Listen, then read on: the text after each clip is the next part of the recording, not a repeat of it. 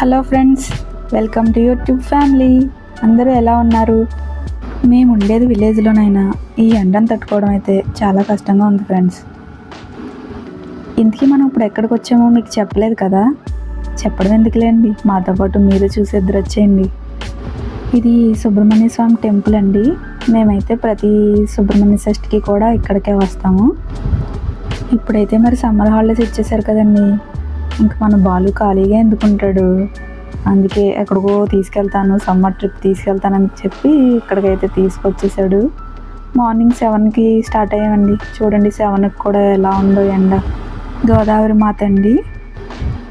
ఇక నుంచి మన అసలైన పాదయాత్ర అయితే స్టార్ట్ అయిందండి. పాదయాత్ర అంటే తెలుసు కదా మీకు, పాదాల మీద నడిచే యాత్ర అని.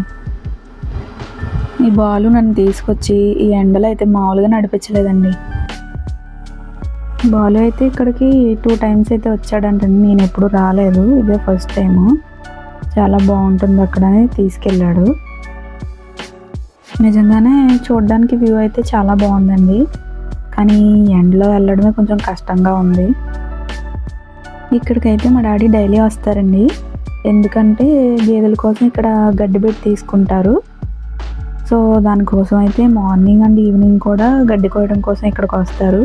అలా వచ్చినప్పుడు బాలు కూడా 1 or 2 times అయితే కూడా వచ్చాడంట. అందుకే నన్ను తీసుకెళ్తానని తీసుకొచ్చాడు.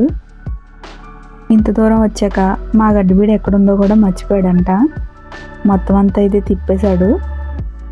పక్కనే చాలామంది రైతులు అయితే గడ్డి కోసుకుంటున్నారు.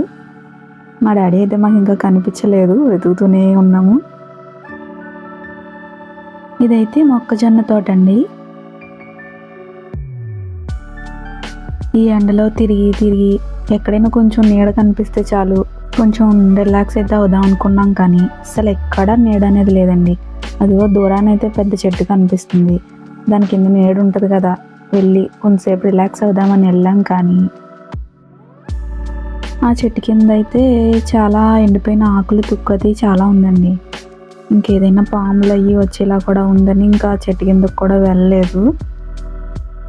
చుట్టూ వ్యూ అయితే చాలా బాగుందండి.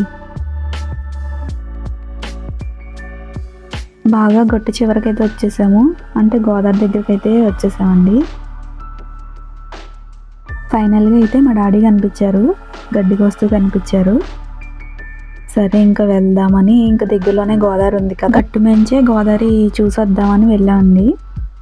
ఎండ ఎక్కువగా ఉండడం వల్ల ఇబ్బంది అయింది, కానీ కొంచెం ఈవినింగ్ టైం అలా వస్తే బాగుండేది.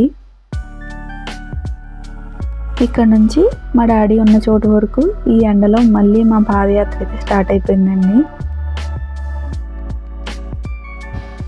ఫైనల్గా అయితే మా గడ్డిబీడికి అయితే రీచ్ అయిపోయామండి. ఇంకా ఎండలో నడిచి అలసిపోయి ఉన్నాడు కదా, గడ్డి కోసి పెడితే దాని మీద అయితే కూర్చొని రిలాక్స్ అవుతున్నాడు. మా డాడీ అయితే ఇక్కడ గడ్డి కోస్తున్నారండి.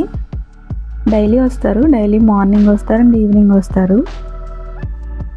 బాలు కూడా గడ్డి కోస్తాడంట, అడిగి మరి తీసుకున్నాడు, కోసేస్తాను తాతగారు ఇవ్వండి అని.